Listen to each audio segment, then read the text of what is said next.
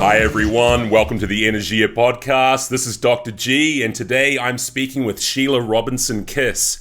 Sheila is a clinically trained licensed therapist as well as a social entrepreneur, educator, and program development consultant with over 20 years of experience, and is the founder of the Rebalancing America and Beyond initiative, a wellness education platform focused on providing mental health education on a grassroots, national, and global scale. She was recently named a Citron Cooperman Woman at the Wheel and a leading woman entrepreneur for the state of New Jersey, and is the recipient of the NJ Biz 2021 Healthcare Hero Award.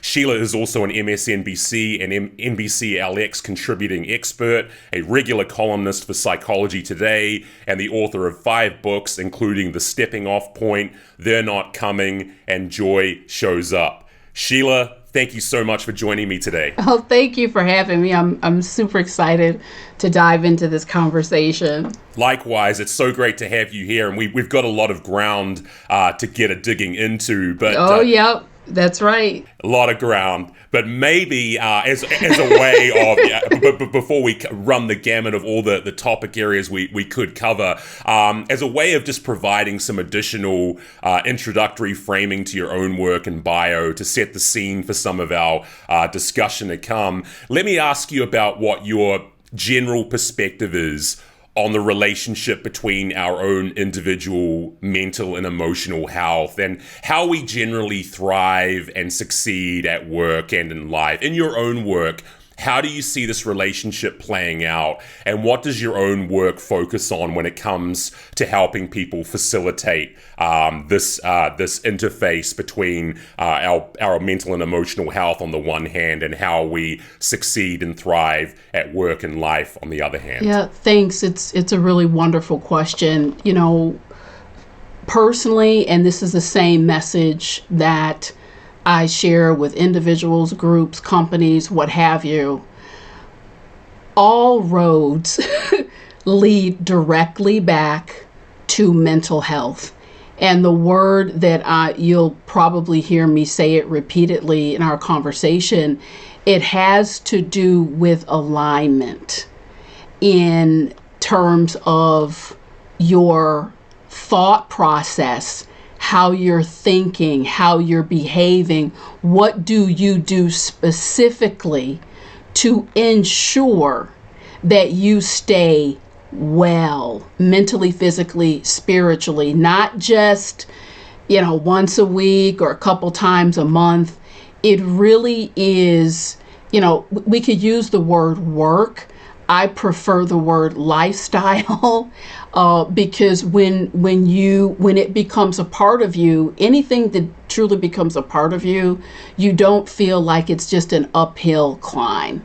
And so the core of what I do for the folks and the groups that I work with is it's connecting to what is it that you came to do here on the planet? Why do you want to feel good, live well?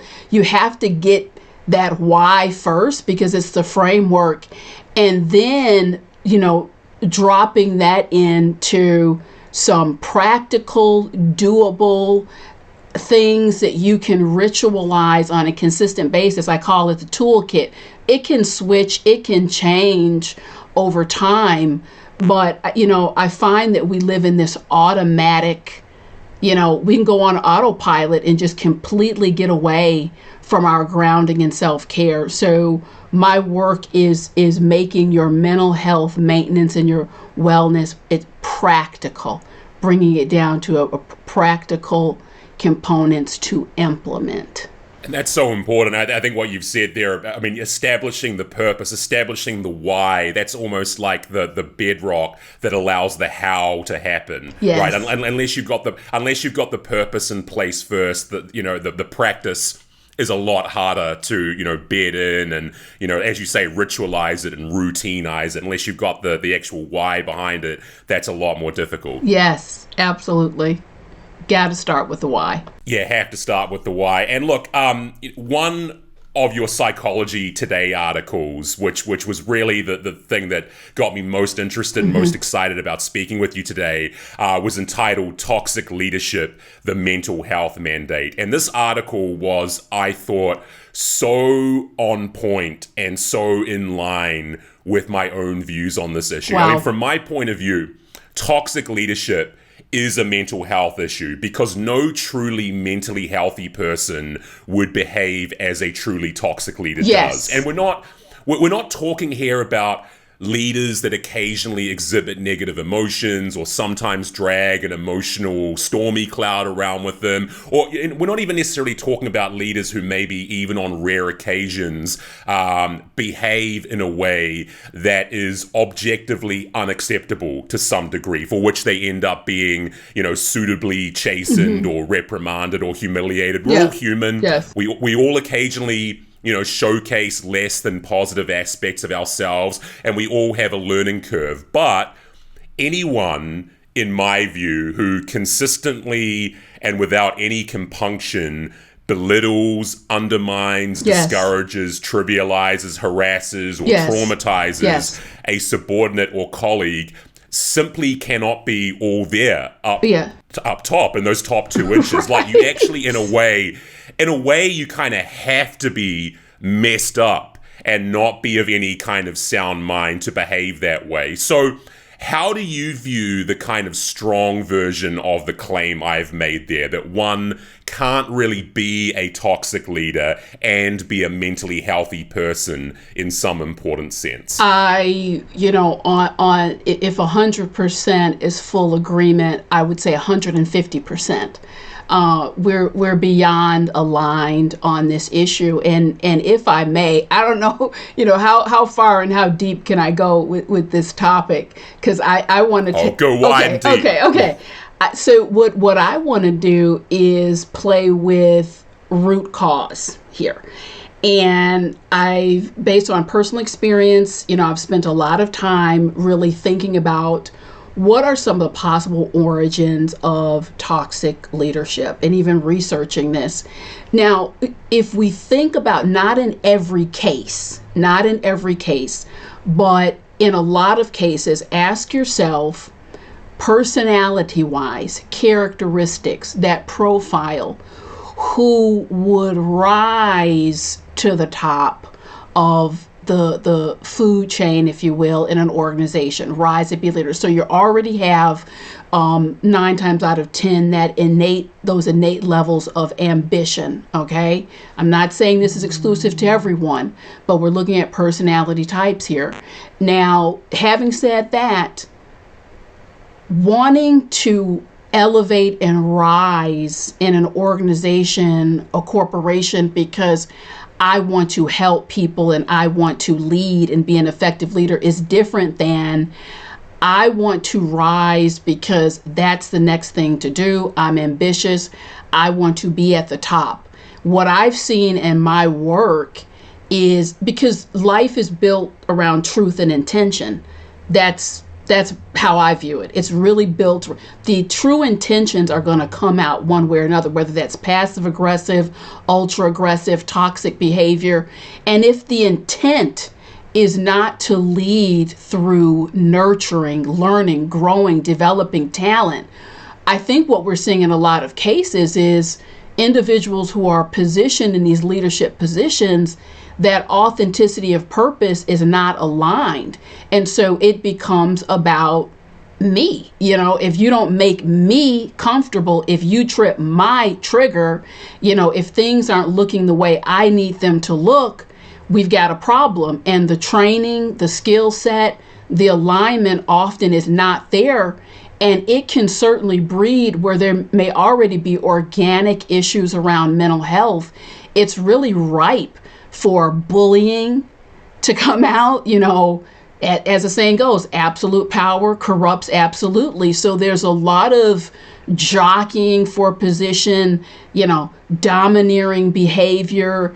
This comes out, and it has to do with the instability of personality and intention, in some cases, of people who will rise to these positions. Again, I stress, I'm not saying all, but a lot of the times, all you have to do is turn on the news. We're not making this stuff up.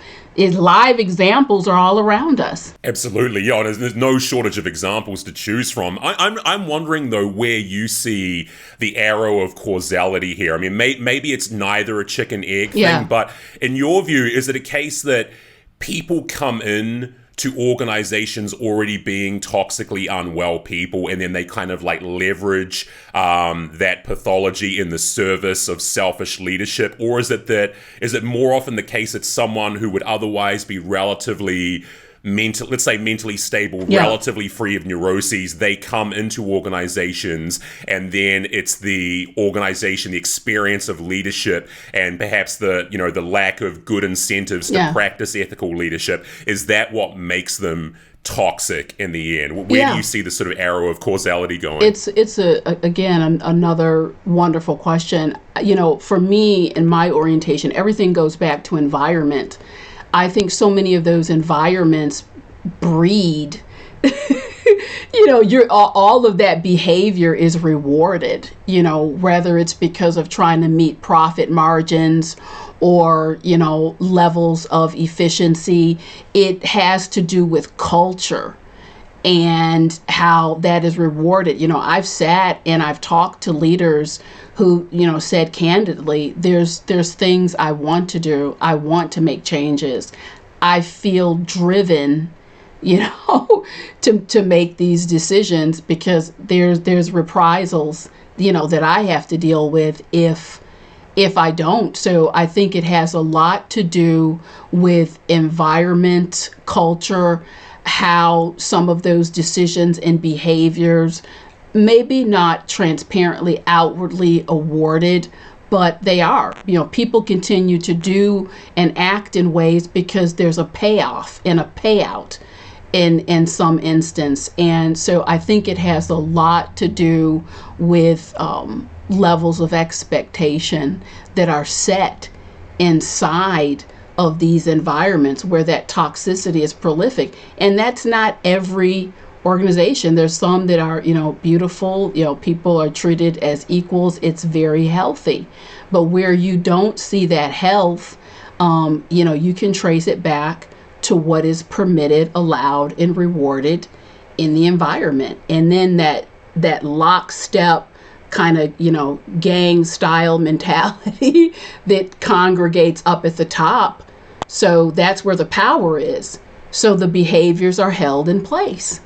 It's fascinating, actually. And do you think that, because in the sense that I get is that most people don't quite view this issue in exactly the same way that we do, in terms of toxic leadership ultimately being a mental health issue, whether it's whether it's produced in the environment or whether there's some sort of like innate level of toxicity that some leaders drag with them into the working environment. Most people, I get the sense from, will say something like, toxic leadership is ultimately a professional performance issue. It's ultimately a systemic incentive issue. And it might be all of those things as well. But do you think that there's some utility that comes from framing it more squarely as a mental health issue that you think might help change the narrative around toxic leadership in a way where we can start to get past some of its worst excesses? I do. I think that there is tremendous value, and beyond value, there's just tremendous truth in labeling this as what it is. Let's not beat around the bush. It's a mental health issue. Because as you said, who operating in a clear, logical, compassionate space would behave in these ways? That has to do with thought process. It's a mental health issue, particularly knowing, I've seen it where leaders will know you are causing pain. This is exactly what you're doing. We're sitting here around this table because this has become a problem. Here it's laid out for you. And to resist the reality that you have people on your team that are going home hurt, upset. You have a couple that have been hospitalized for ulcers. And you have one over here that's distracted and can't do what they need to do as a parent because of what's going on here. And your response is not one of, let me look at myself and make corrections. Your response is, let's go and switch up some policies, because how this conversation is going is not working for me. So the way I'm positioned in my work is, I hear, the intimate details of the aftermath of, if you will, of this toxicity, how it really impacts a life, how it can really derail someone's career when they've experienced retaliation, what have you, sexual harassment. I sit with people. I've held people. Let me get another box of tissues, men and women. So I am beyond confident in labeling this as a mental health issue. I would go further, and I have recommended to a number of companies that particularly your leadership must have a document in place that it proves, this is how they take care of themselves. Like, this is no longer kind of an optional, this is your obligation, a professional standard of how you take care of yourself in terms of your mental health. And what do you do on a consistent basis? That conversation needs to happen during the hiring process, and quite frankly, throughout. There needs to be check-ins, because if a leader is toxic, the impact of that can be 10-fold, 15-fold in an organization just because of the reach that they have. One person, doesn't mean 20, but one leader can turn a unit or an organization upside down. Yeah, and look, I love that direct line that you've drawn there between, the leader's self-care and their ultimate responsibility and duty of care for the people that they lead. Because, you look at the evidence, there's this concept of emotional contagion that we're all familiar with, that, emotions and moods literally spread in a contagious fashion from one person to another. The evidence suggests that this effect is more pronounced coming from a leader to a follower. And so I'm totally with you, and I love the strong case that you've just made there, because in my view, if self-care contributes towards emotional health, and emotions, particularly negative emotions, can be contagious in the workplace, then a leader that does not take care of themselves and take care of their own mental health, that's not just a professional choice, that's kind of an unethical abdication of your responsibilities as a leader. Like your lack of attentiveness to your own self-care has an impact on other people, and that's unethical. It's absolutely unethical, and in my work I'm pushing the line a little bit to create even a higher level of responsibility, as in, if you are failing in this area, you could certainly, your position be under threat. I firmly believe that there needs to be documents in place, markers, if you will. What are you doing? And you will know the result. As the good book says, you will know the tree by the fruit it bears. Because oftentimes toxicity that's going on in an organization, you can trace it right back. So, I talk to organizations about putting accountability practices in place, self-assessment, taking your time off, communication models that have to be adhered to, that go hand in hand with mental health. I can't believe how much poor communication funnels, retaliatory behaviors. It is damning for the people who have to be subjected to it and don't have the power to leverage and to push back. So I would even say further, yes, unethical, but I think we need to push that envelope and put some firm accountabilities together as conditions of employment, particularly leadership.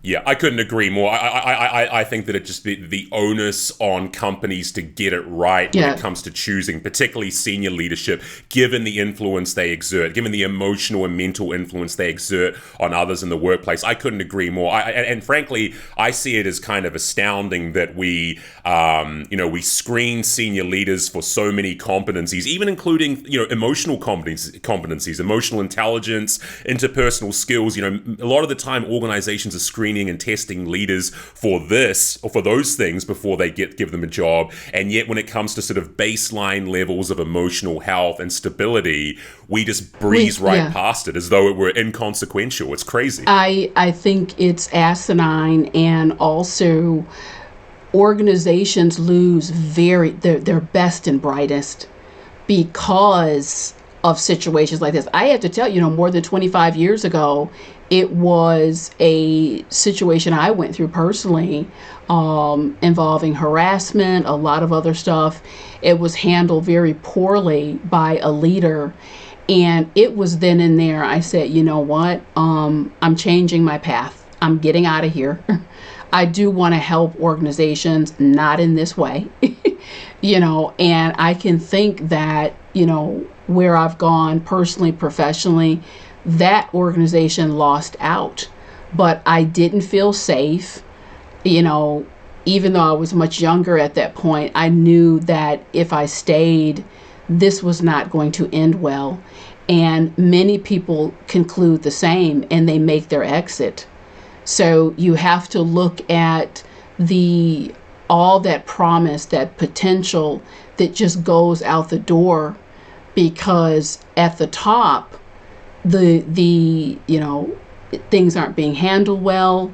Leaders are compromised in how they view the world, what they're acting out based on their internal narrative, their trauma, and it becomes it can be a very dangerous place. And that's not what we go to work for. We want to do our best work. We want to feel valued, appreciated. And when you feel unsafe and tired, just battle weary, the world is hard enough. I have to come here and fight too. So I've sat with many people and say, I can't do it. I cannot do it. And some of it is simple as, Sheila, I was talked to, I wouldn't talk to my 4-year-old this way. I was demeaned in a meeting. This has happened repeatedly. I could tell you stories. I mean, I'm careful because I don't know how candid one can be on the podcast, but I could tell just shocking stories of things people taken behind closed doors and just bullied and demeaned. I've had people play audio recordings for me, and it's like, I fully understand why you're leaving. This is a mentally ill person who's at the helm of the ship. Yeah, absolutely. And look, I mean, just to your point there, I mean, it's like when I teach I teach here at a university here in Vietnam. I mean, my MBA students, I feel like they can kind of see that. They can kind of see this happen, if not to themselves, but to maybe people that they've worked with. But my undergraduates, they still, because, I mean, they haven't been out in the workforce yet or whatever. They're just starting business school. When I talk about this issue in this way, there's this idea that people legitimately experience real trauma and real grief at the hands of their paymasters. A lot of them feel like this must be something of a caricature, or this must be something like this must only happen to a small sliver of the population. And it affects enough of the population. You know better than anyone, but I mean, the statistics are out there for all to see. It affects enough people that this is, a widespread enough socio-cultural malaise that is just not being dealt with, or at least we're not getting to the center of this problem in as directed or effective a manner as we possibly could be. Well, I think you are spot on. And what's going to happen, and this happens throughout the world. What we'll do, I call it the, back of the refrigerator effect. We ignore something so long, like we have those veggies in the bottom of the fridge, you ignore it, and then one day you look, oh my God, it's been a year. That used to be a tomato. Now it's this liquefied mess. So we ignore until something so monumental happens that we can't ignore it anymore. So this is why the work that you're doing, programs like this are so important to really breed that awareness and place it front and center. Because I'm not even sure if workplaces, organizations are aware of how toxic leadership, mentally ill, mentally compromised leaders, how that cuts into productivity, and how that cuts into bottom line profits. I mean, there's absolutely a measurable impact. And I'm convinced that more and more, people are standing up, taking notice. It's not happening fast enough as I would like, but I think you just cannot ignore the results. I mean, look at what happened during the pandemic. Now, people are starting to return now because they ran out of money. People say, I'm just not going to work anymore. Okay, now they ran out of money. They have to come back. But, can you imagine? It's a horrible thing that happened to the world. But for many folks, I sat with these people and said, Sheila, it was just liberating. I'm actually at peace and happy for the first time in a while. And that's a direct result of my environment was not supporting me. The leadership I felt was compromised, but there was where can I go? There's no protection. There's no protection for me. So it's a problem. Yeah, and look, I mean, I can kind of identify with that experience of the pandemic because, I mean, for me, it was an especially productive and industrious time. But of course, I wasn't escaping the chains of a toxic organization or whatever. So I imagine for a lot of people, not having to go into the office every day and confront that toxicity that they were exposed to every day, it was a case of a weird case of not so much making hay while the sun shone, but making hay while the sun was blotted out from the sky. Correct. In some ways. That sun being the leader or the leaders that they had to expose themselves to every day. Yes, many people, they reached out to me. I'm not going back. A number of people, changed careers, very good at their work and what they're doing. It had everything to do with the leadership. And can you imagine, these are people who, veterans in their careers, over 20 years, at the top of the top, but they got this breath. And I'm like, oh my God, this is what healthy feels like. I like it. I forgot. So I'm out. Yeah.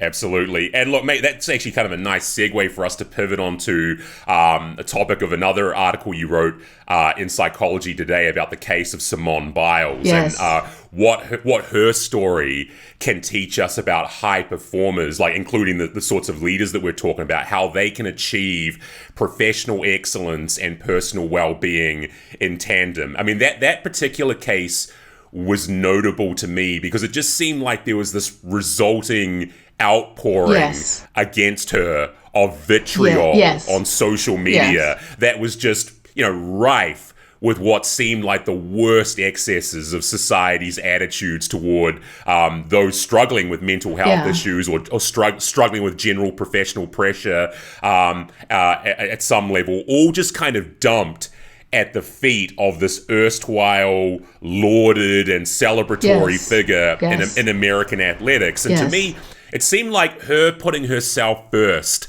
and setting firm personal boundaries, those to me are ends in themselves. And frankly, everyone else be damned, especially for someone in such a demanding, high-pressure, performative profession. Right. So what is it?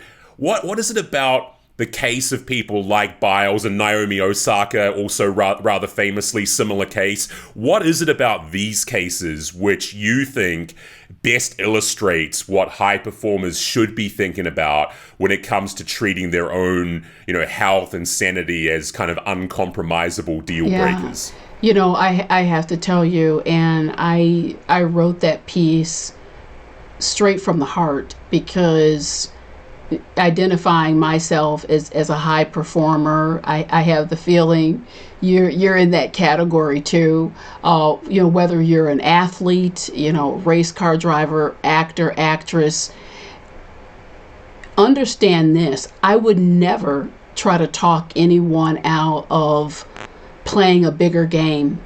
There are, particularly if, God placed these ambitions in your heart, one way or another, they're going to be realized.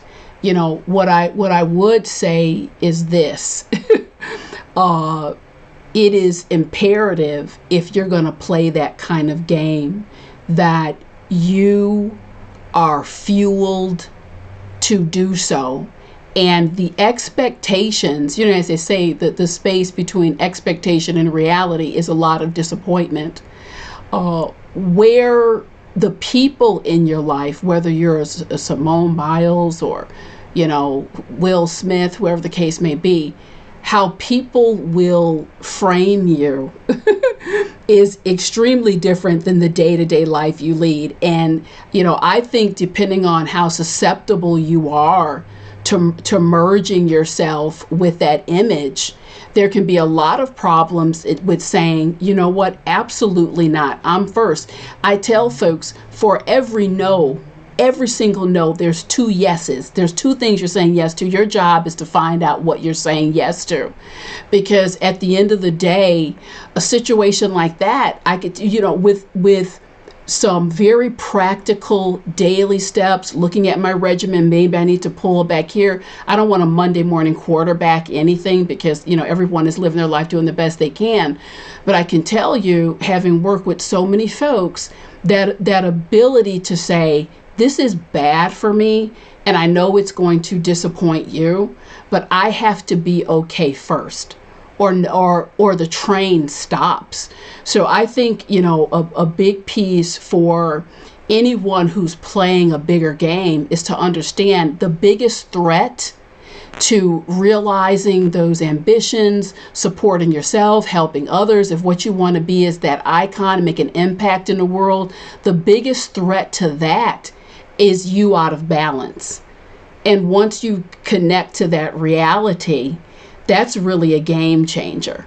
I turned down two big pieces of work this year because I just don't want to work that way. I don't want to be spread too thin. I want to be at my best. I like to be fresh. Were people disappointed? Yes. But everyone's going to recover. We are constantly training people into how to treat us, into their expectations. So out of the gate, for people who want to play a bigger game in life, I say get very clear on what that means to you and to humanity, and get it through your head. You're going to have to say no. You're going to have to pull back. You're constantly being mindful of where your levels of fuel are, so you can make those adjustments. But I can see where it's just easy to happen. You can see all around. I mean, you look at people out of balance. We have so many examples this year of, people doing things that's like, these shocking moments, but trace it back. Didn't take care of themselves. So those moments catch up with you. Absolutely. I mean, it's such sage advice when it comes to, the individual ultimately having to take the initiative. But I also want to sort of get your take on the role that organizations themselves can play in sort of like, permitting the conditions, or making manifest the conditions for individuals to take that initiative. So we hear a lot about, corporate wellness initiatives. And I kind of just want to pick your brain a little bit on what I perceive to be the fine line between effective practice and pure gimmickry in these corporate wellness initiatives. Now, obviously, not all companies have the resources or the financial muscle to do anything of real substance with respect to promoting wellness in their employees anyway. Not to say that they can't do anything, but not every company's Google, not every company can just set up a gym or whatever it might be, or put a free cafe full of healthy food. But it feels like those that do often just don't seem to get the formula right anyway when it comes to incentivizing employees to stay healthy, motivating them to appreciate the connection between their well-being and their overall experience of professional life. I mean, offering things like at least in my view, offering things like gym memberships and meditation rooms and stress management tools and access to healthy snacks at work, all of these things and initiatives like them, they're all very well motivated. They're all obviously intended to solve things we actually need to solve as far as improving individual well-being among employees are concerned. And yet organizations seem, to me at least, to do such a ham-fisted job of making these provisions work in any kind of meaningful, durable, like widely subscribed sort of way. So I wonder if you see things the same way with respect to the role that organizations play in promoting and facilitating individual wellness at work. It's interesting. I see a mixed bag. I can tell you where I see so many well-intentioned initiatives kind of, we don't understand, we're doing this, we're doing that. That's one particular group. And what's happening there is the initiatives are so surface and the culture doesn't reflect the intention. So, a prime example, if you're offering, we want everyone to be better. We're offering yoga. We're offering this snack bar. We're offering this initiative. Well, have they been given ample set aside time to take advantage of it? I've had employees tell me it's there, but I'm being sanctioned if I take the extra 45 minutes to engage in this. And that's an issue. And so, on the other hand, I've seen where the initiatives work very well is when the culture and the intention behind it, there's an alignment, there's a match. We want to put this in place. Not only is this being put in place, but we're going to give you ample time to take advantage of it. And beyond that, we want to come back and find out what worked for you or what didn't work.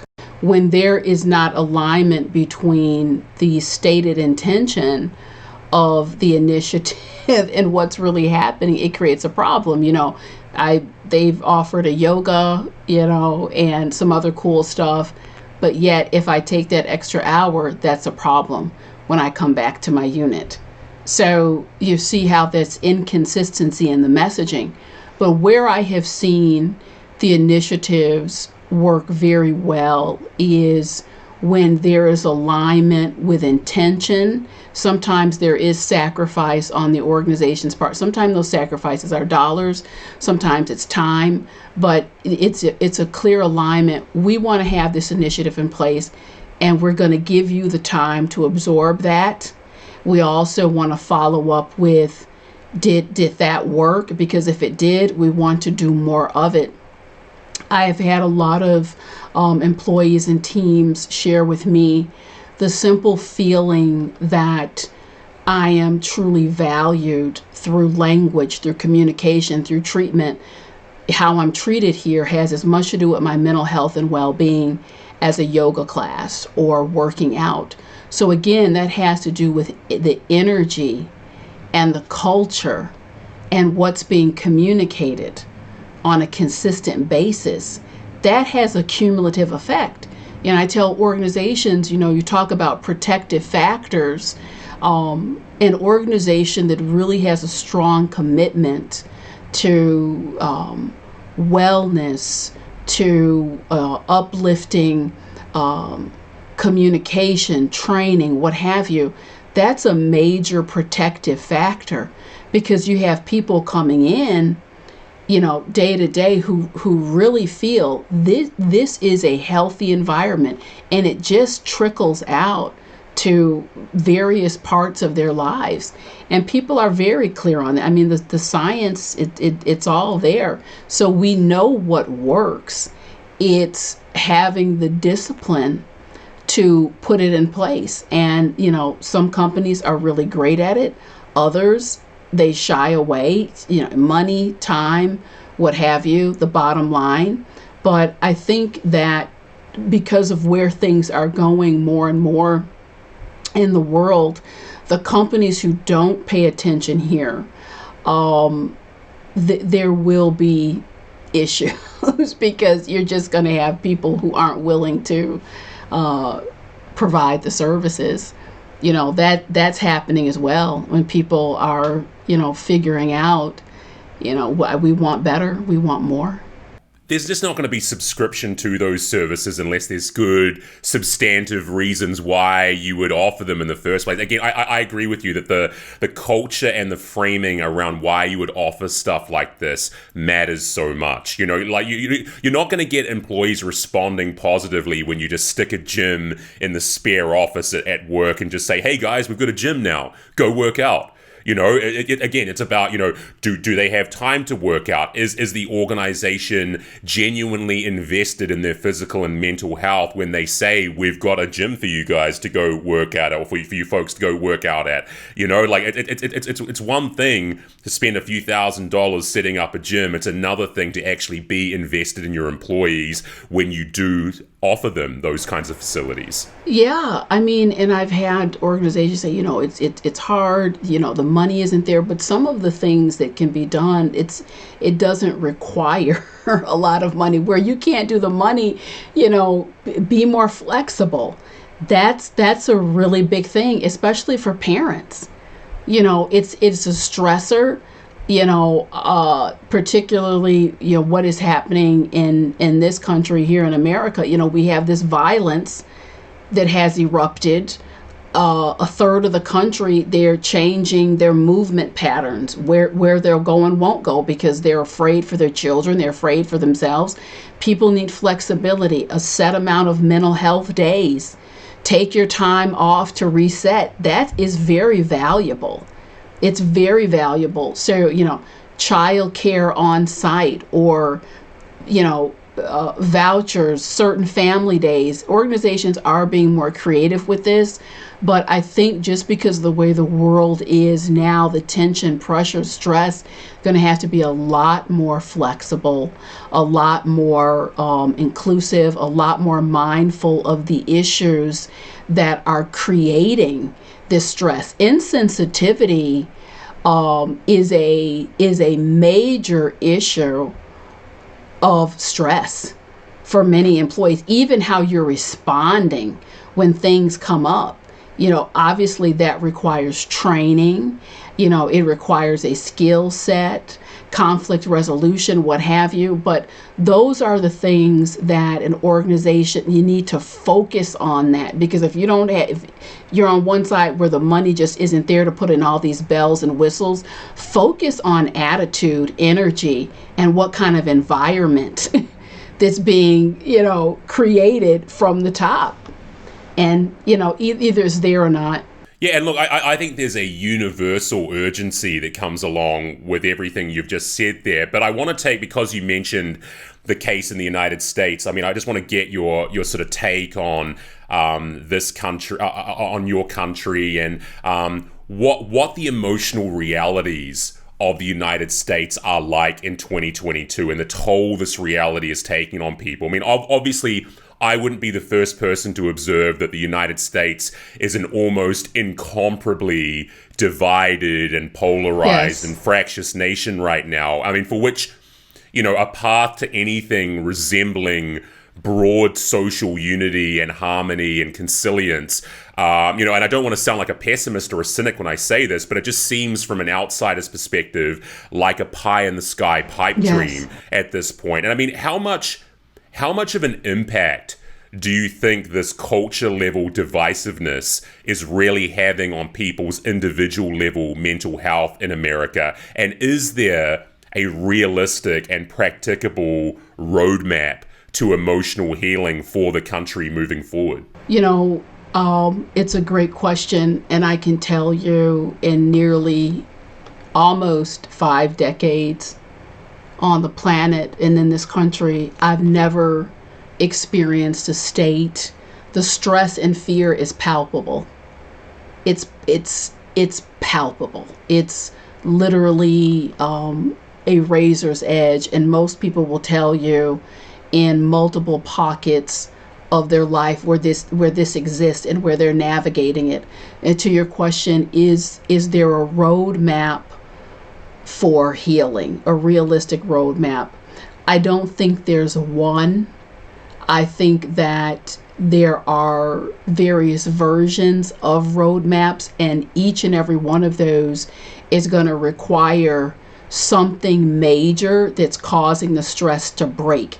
It doesn't have, say the violence, there could be a major shift there where we do what we need to do with legislation to cap that. That could be healing. There could be a major shift in the political arena, which is also heated and just hot. There could be a major shift, financially, culturally in this country, where we're doing what we need to do inside of schools. We're making mental health more accessible. So there's many pathways to it. Will we have the wherewithal as a collective to do something? I don't know. It's very frazzled, frayed at the edges.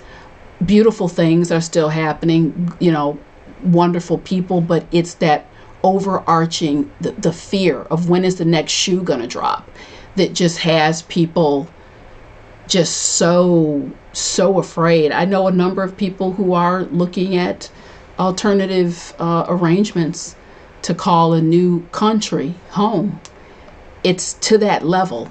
These are common conversations throughout the country at this point. Yeah, look, my wife's American, and she didn't leave America because of the fractiousness and the divisiveness and so forth, but it certainly hasn't incentivized her to move back home. I mean, we are not having, as a couple, we are not having active conversations right now about the prospect of moving back to the United States. And I mean, she certainly wouldn't be alone among Americans living abroad who have that view. I mean, I think, she was certainly not alone among Americans living abroad that I know who are kind of just like looking back at the mothership and kind of aghast and are kind of like, well, you know what? I might need to ride that storm out for a few years or maybe a few decades until I consider returning back home. It's interesting. I am not surprised to hear what you shared. It's a very common theme and conversation, and that should let you know, because even going back 15, 20 years, this was the hub. Not so much. And even that sentiment is stressful for people, because as they're looking to the future, well, what does 5 years, 10 years look like? So, I'm always going to be optimistic and hold out hope. I just think that what has happened in America over the last 7-8 years speaks to the fragility of all of it. Mental health, and how when we're not taking care of ourselves, when we're so reckless with who we put in high-powered leadership positions, the devastating impact that can have for years to come. I think it's been a major lesson for a lot of folks, because we're dealing with a lot of fallout here.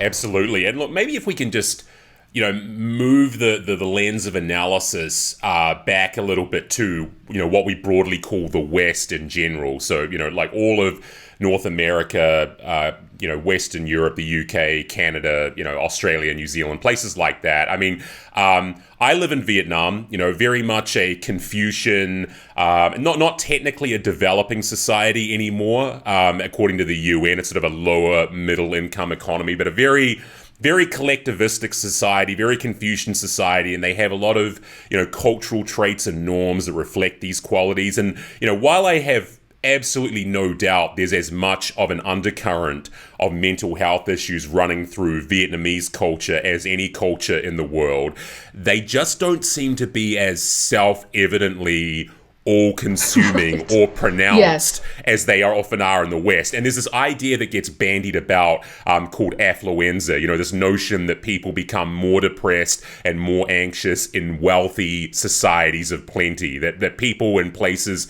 like the West have kind of privileged and advantaged themselves into a position of like mass psychological frailty and fragility in a way for which many people in the East, broadly speaking, just kind of, some might argue they do it tougher. It's not to trivialize the experience of people in the West who genuinely are doing it tough, because there's obviously plenty of people that fit that description. But in the East, there's a sense that people have built this more kind of widespread cultural, emotional resilience, and it has flow-down effects to individual mental health. I sort of wonder if you view things this way with respect to the possible downsides for mental health in living in a society of comparative affluence, as we have in the West. To an extent, I'm in agreement. I think the affluence in this country serves as yet another tool, if you will, of isolation. I think here in America, the affluent aspect certainly has a piece in it, but more than that, we are isolated on so many levels. It's those who have not. Some people are cocooned with their families geographically. Many families are spread apart. We leave too many segments of our society to fend for themselves. If you are keeping up with, these shootings that have unfolded the last 10 years, one very common thread has to do with isolation. And we're not doing enough to attend to that. And so, in communities where people are stressed out, they're working, they're busy trying to, keep the roof over their head, some basic things have fallen to the wayside, kind of that communal, and you hear it and it sounds so simplistic, but therein lies the beauty of it. I've seen over and over again in this work that when people fold into some level of solid community and grounding, I've seen the healing come. So we have a lot of issues here because what the money does and the affluence, it serves as one more layer of, I'm not like that. I can disconnect myself. I can be over here, in this world.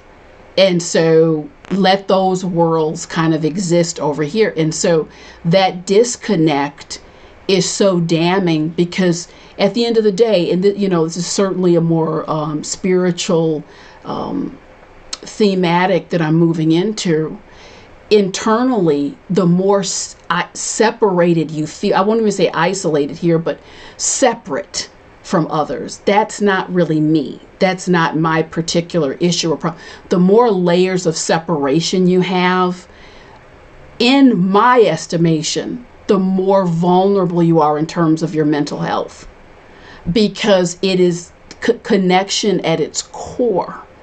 The connection at its core is grounding. I'm a part of something that is a part of me. I'm a part of something that's greater than me. I'm connected. That's grounding. That's a major protective factor for human beings.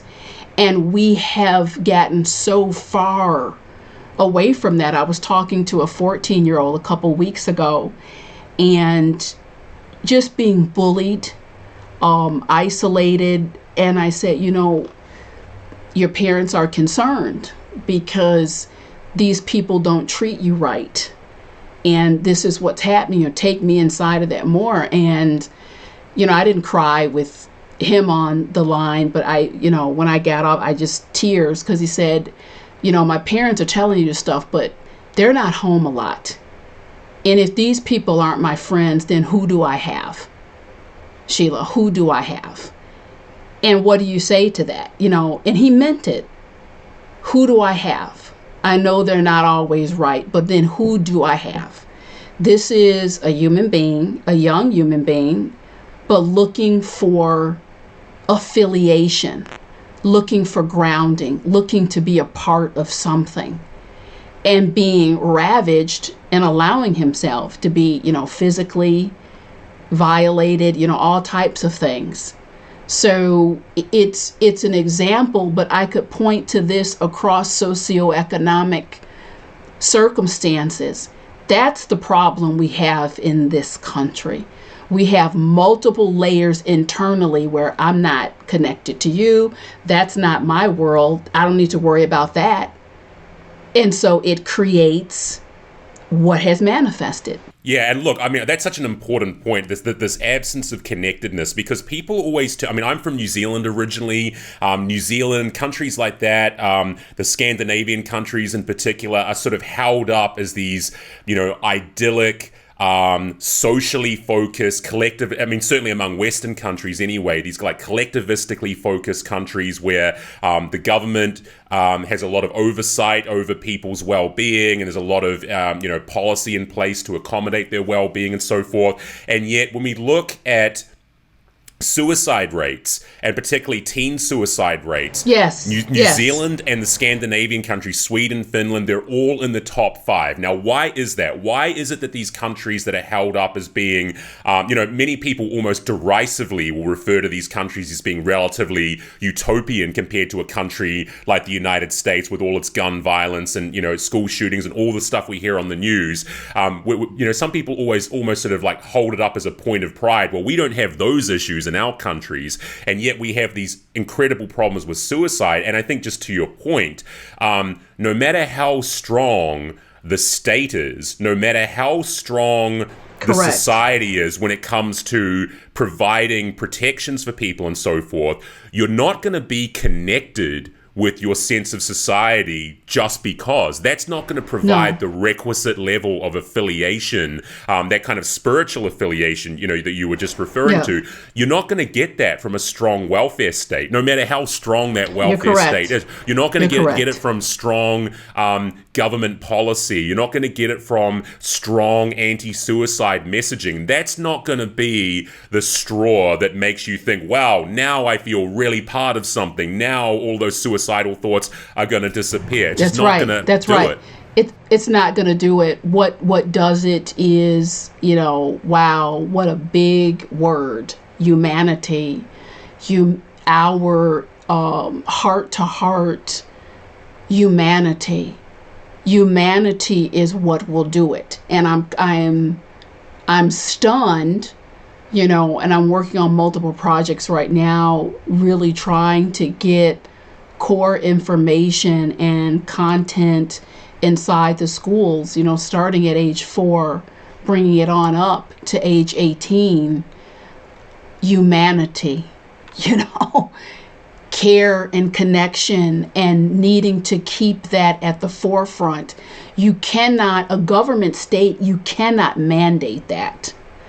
That comes through time, through education, through true examples of humanity touching your life, or healing, and that can come in a lot of different formats.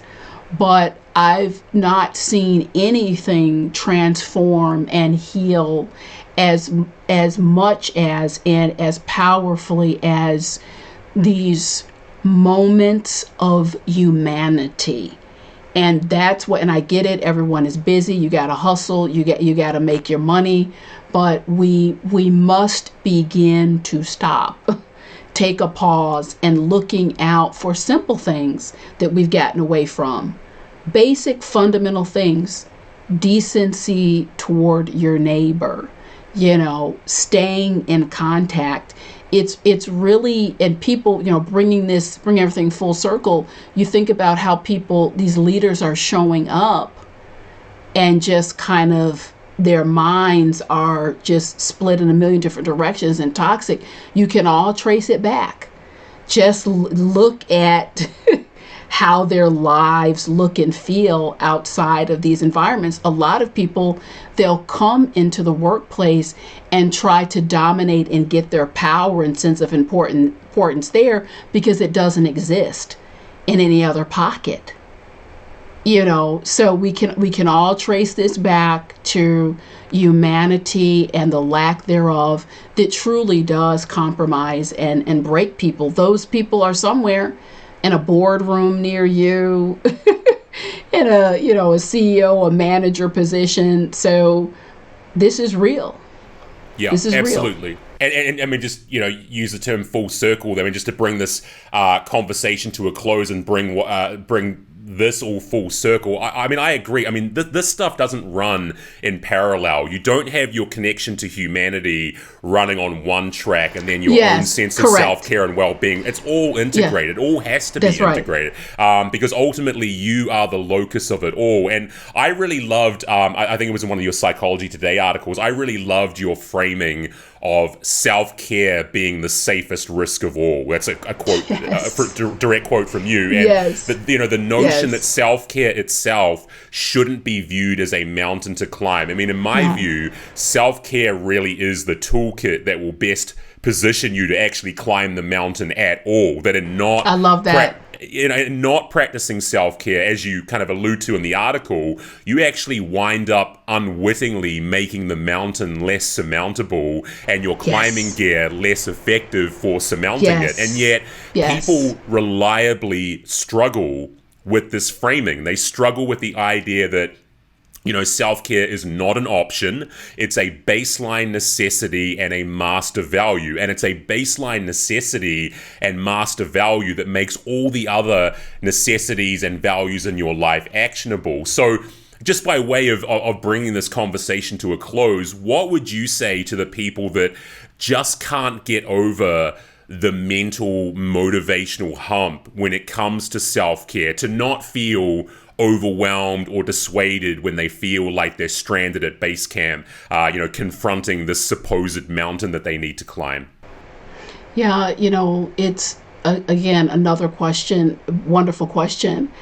I think the piece of being overwhelmed, and this is just so on top of me, it's because metaphorically speaking, you're looking at the elephant. It's like, do I need to swallow this in one gulp? No, I do not. Self-care is not a checklist. So my first piece of advice is, if you are just completely overwhelmed, Sheila, I just can't do another step, is to sit down.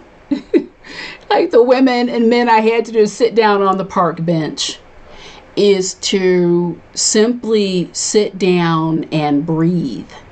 And inside of that breath, just one breath at a time, reminding yourself, you know what? I need to be okay so that all of this is okay. And just breathe. If you breathe for 2 days in a row, just focus on your breath. And then once you return to your breath, say, you know what? I want to fold in one more thing. I think today what I'm going to do is some emotional freedom technique or some journaling, or I'm just going to do some work with opening up my heart, visualizing that all those resentments that are inside of me, I don't feel like carrying those, because if I have prisoners in my heart, they're expensive. I have to feed them, clothe them. I'm just going to envision that all of that is moving outside of my heart. I just want to have a clear space. If you look at it as a checklist, you're never going to fall in love with self-care, and you're never really going to start. But if you sit down and connect to, this is why I want, need, and must be okay in this life. This is my why, because this is what I want to get done. This is my purpose. That will ground it. I tell everyone, if it's good for me, I'm going to fall in love with it. And if you make it impossible, you're not going to have that love affair with it. So just start where you are. And if all you can do is breathe, catch your breath, get your perspective, oxygenate yourself, and then move from there. It's all in how you look at it. Absolutely. I mean, look, sage counsel, wonderful wisdom, all absolutely beautifully stated. Sheila, this has been so great. Like I can't remember the last time I was so simpatico with someone on so many It's different awesome. important fronts that that are of huge concern and care to myself. And yeah, it's just been so great to have you along, contributing your insights. I really appreciate you being here on the podcast today. I'd love to do this again sometime. I'd love to.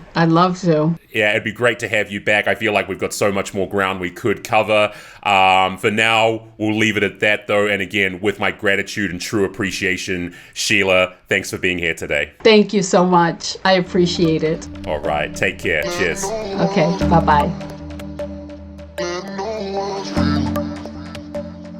And it got me thinking.